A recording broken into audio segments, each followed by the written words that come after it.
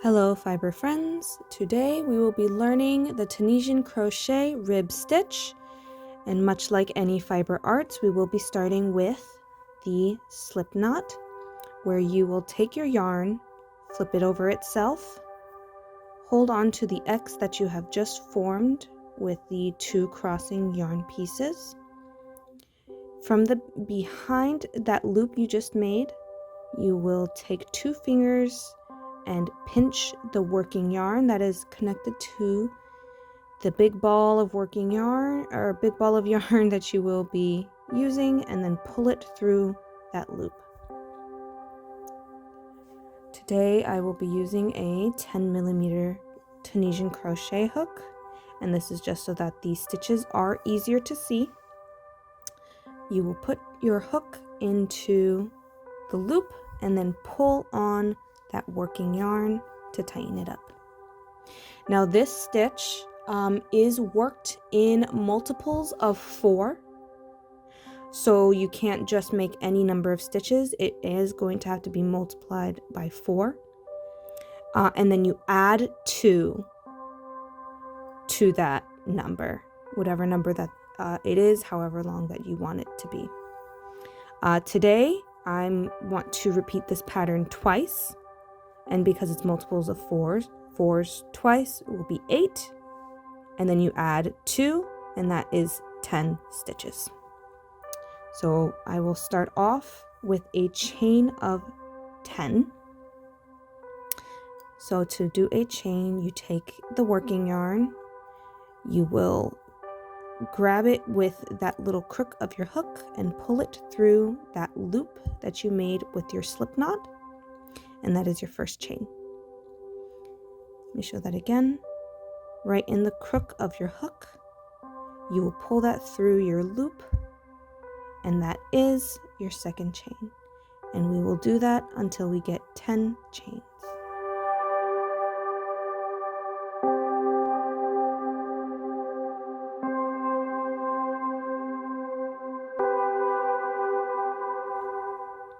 So now that we have our chains, we will flip that over, and you will see all these little bumps in the back, and that is what we are going to be working into. This first bump right next to your hook, we're going to skip that one, and go into this second bump right here. Now I like to put the tip of my hook and slide it through that bump, just so that it makes it easier to go in instead of pushing it through this way. You yarn over with your working yarn into that crook of your hook and then pull it through that bump. I'm going to do that again on the second bump here, right next to it. Insert your hook into that bump, yarn over so that you can catch the yarn into the crook of your hook, and then pull it through that bump all the way down to the first little bump here.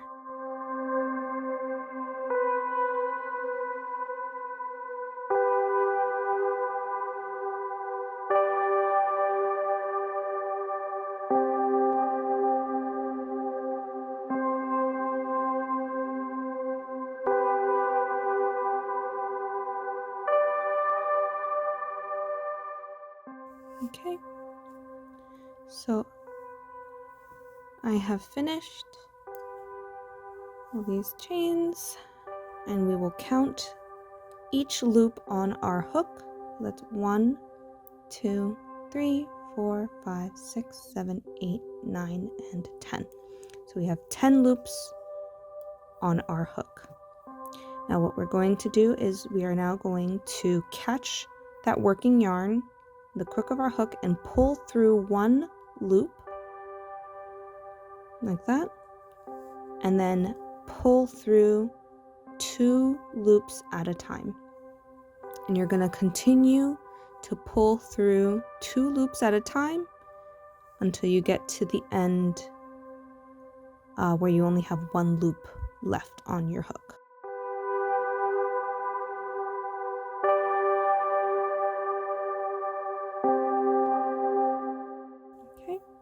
Now this will be your foundation row.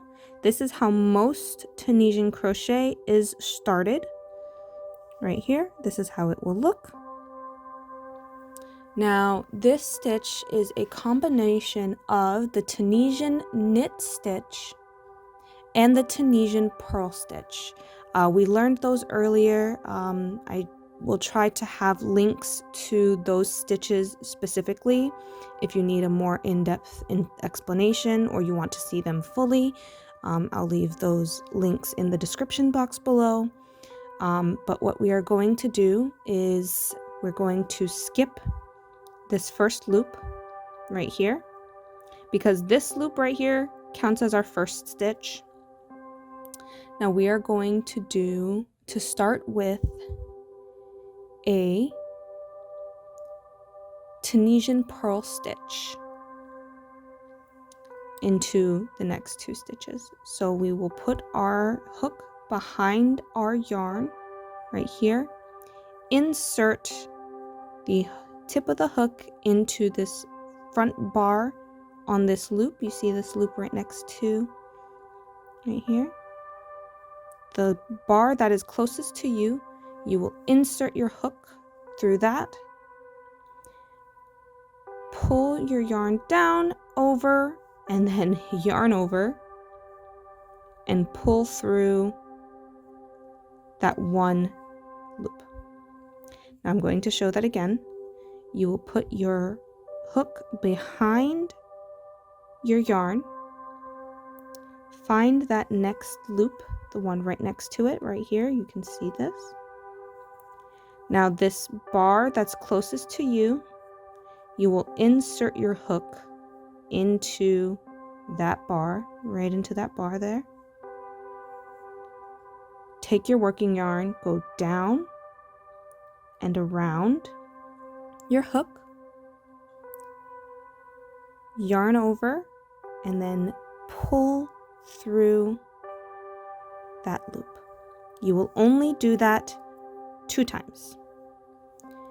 After you do that 2 times, these two right here, we will now be working 2 stitches in the Tunisian knit stitch. So we will find that next loop right here. Now we are not going to go behind, we're going to be in front of the yarn this time. And we are going to find this loop and insert our hook right through the middle of that loop, right there, all the way to the back.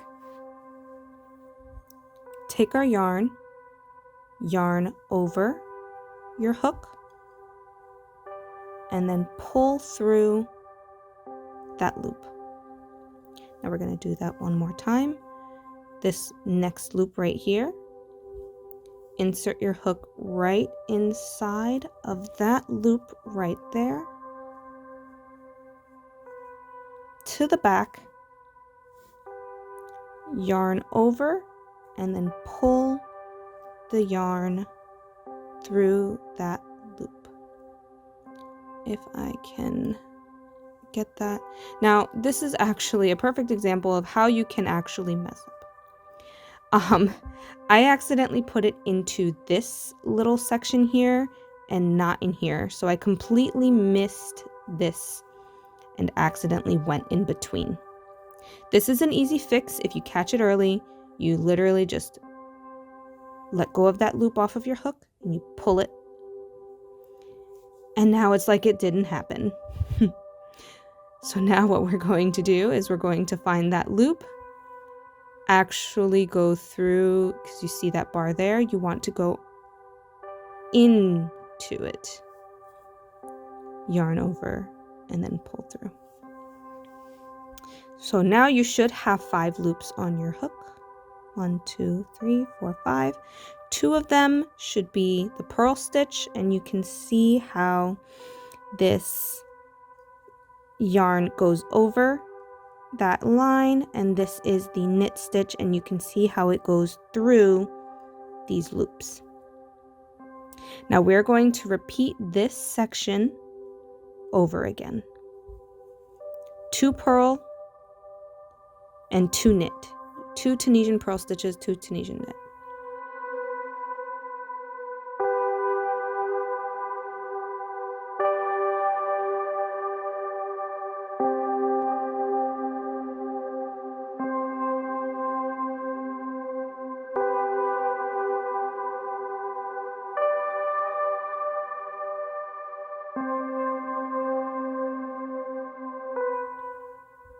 So we are now at our last stitch right at the end. This is where it will look a little funky. It looks just like a jumble of yarn. And it kind of is, but if you look really closely, there is a loop there. So if I pull this apart here, right at the end, you will see these two lines here. And a loop that goes right around there. You will also find a second little line of yarn right here. These two are going to be on the outside, and this part of the loop is going to be on the inside. You're going to insert this through that loop and have these two little yarn pieces on the outside. So right through there, and you can see the two yarn bars here. Yarn over and pull through, wow, those two yarn bars there. And this is how it will look. You should have 10 stitches. So 1, 2, 3, 4, 5, 6, 7, 8, 9, 10. Now we're going to do the same thing that we did in the previous row. Our back pass will always be the same. You will grab your working yarn with the crook of your hook and pull through one loop, and then pull through 2 loops, and continue pulling through 2 loops all the way until you only have 1 loop left on your hook.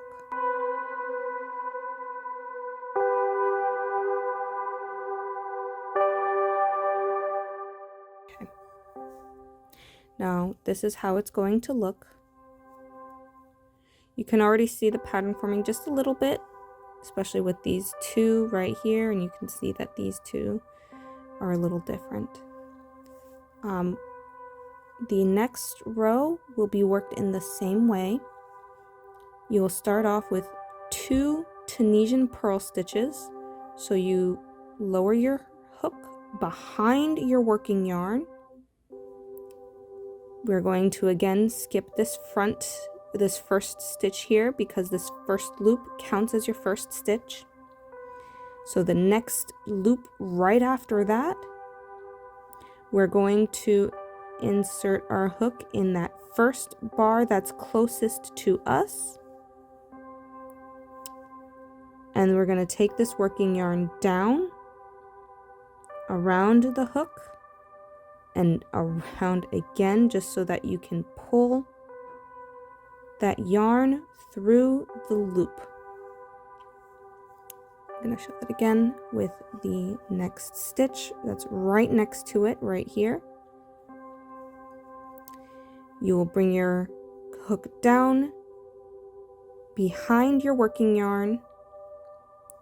You find that next loop, insert your hook in the bar closest to you, bring that working yarn down and around your hook, so then you can pull it through the loop. Those are 2 Tunisian purl stitches, and then you will do 2 Tunisian knit stitches, which the next 2, or the next loop rather, you will insert in the middle of that loop. So all the way through, push it through to the back, yarn over, and then pull it through that stitch. And that is 1 stitch. Then you find your next one right here, this little loop right next to it. You will insert your hook through the middle of that loop, grab your working yarn with your hook and pull it through that loop. Now you're going to repeat this however many you have. I only have one extra repeat of this, and then we'll meet you back at the end of this row.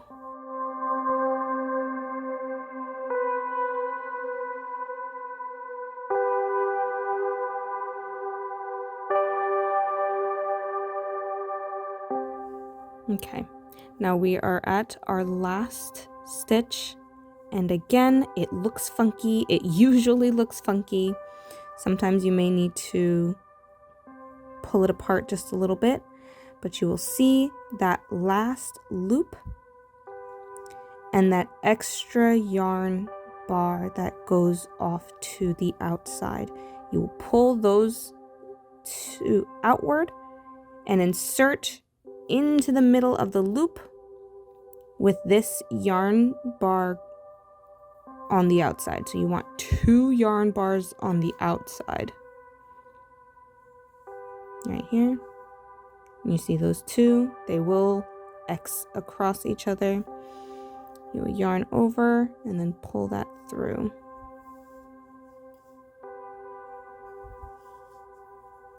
This is the Tunisian crochet rib stitch. Now I'm going to do some more stitches off camera just so that you can see how it will look fully.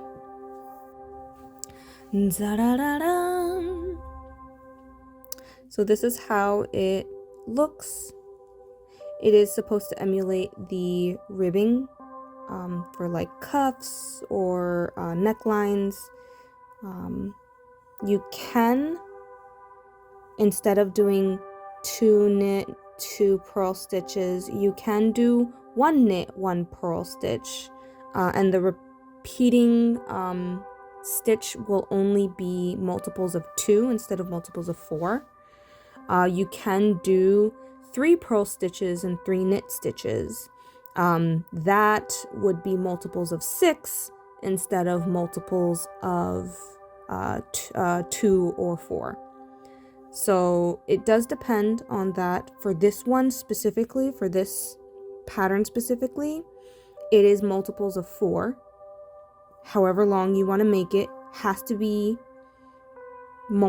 able to be divided by 4. Basically, you need to be able to fit groups of 4 stitches into it, and then you add 2 stitches, which will just be your first stitch right here, this kind of border, and then your last stitch here, and that is what those 2 extra stitches are. So these are 8 plus 2, which is 10. 1, 2, 3, 4, 5, 6, 7, 8, 9, 10. Yep. This is a really gorgeous stitch. It is good for clothing like cuffs. It is good for edgings. It is good for quite a bit of things. All right. I hope this was helpful, and I hope that you can make whatever you like with this. Alrighty. Happy crafting.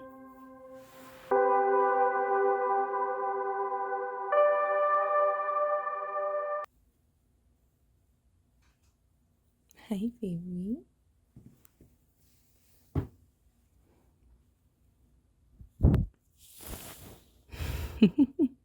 You're giving kissies to the phone.